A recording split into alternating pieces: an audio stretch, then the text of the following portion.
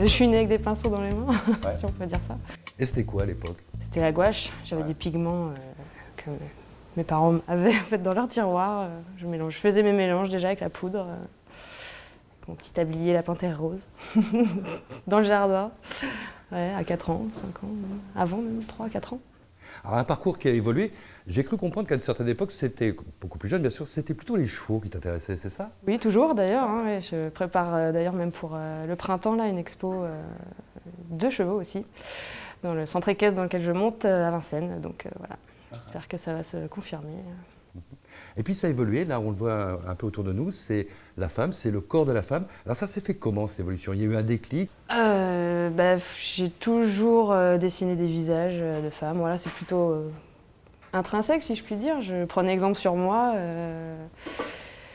Et j'aime ce que la femme symbolise, quoi, dans ses courbes, dans sa sensualité, sa poésie. Voilà.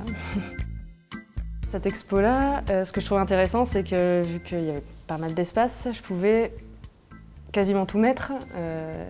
C'est pour ça que je l'ai appelé parcours, car ça retrace l'évolution de ma patte depuis quelques années. Et voilà, c'était l'idée.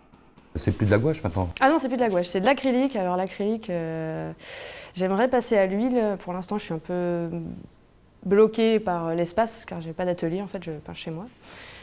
Et voilà, l'acrylique sèche très vite, et ça me permet de peindre déjà vite et que le support sèche vite. Donc ça, je peux, quand j'ai des périodes d'expo, justement, passer 2 semaines à faire 3-4 tableaux sans problème. Ça se fait comment? Un seul coup ou alors tu y travailles, retravailles? Alors ça dépend, il y a des toiles que je vais faire en une nuit. Et il y en a d'autres où je vais démarrer avec un fond, par exemple celle qui est derrière moi.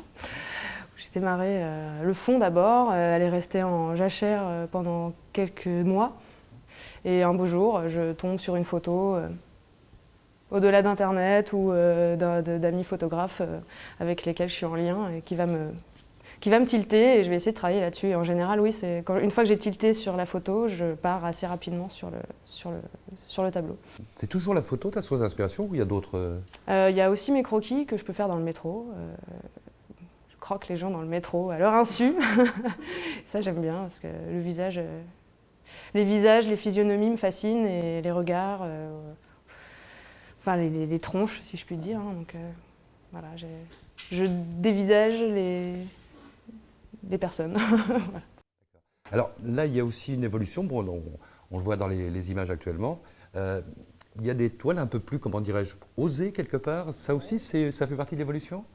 Oui, certainement. Peut-être aller chercher, comment dire, ce qui pourrait peut-être déranger quelque part, mais tout en restant suggéré et sensuel, ouais, ce que je disais au début, sans partir dans du trash non plus, quoi, parce que voilà, je veux laisser la personne qui regarde se faire ses propres suggestions, ses propres interprétations. Et le parcours d'Anka, tu le vois comment dans les années à venir alors? Ah, j'aimerais bien faire évoluer encore ma peinture, ouais. J'aimerais bien en faire quelque chose, ouais. J'aimerais bien faire quelque chose, ouais. J'ai vu récemment une expo au Louvre de Bouchardon, qui est un sculpteur de base, et en fait j'y ai découvert un tas de sanguines, un tas de dessins, et c'est la première fois de toute ma vie que je ressens en fait la notion d'héritage en dessin, en peinture, et qu'il fallait que j'en fasse quelque chose, pas comme une mission, mais pas loin.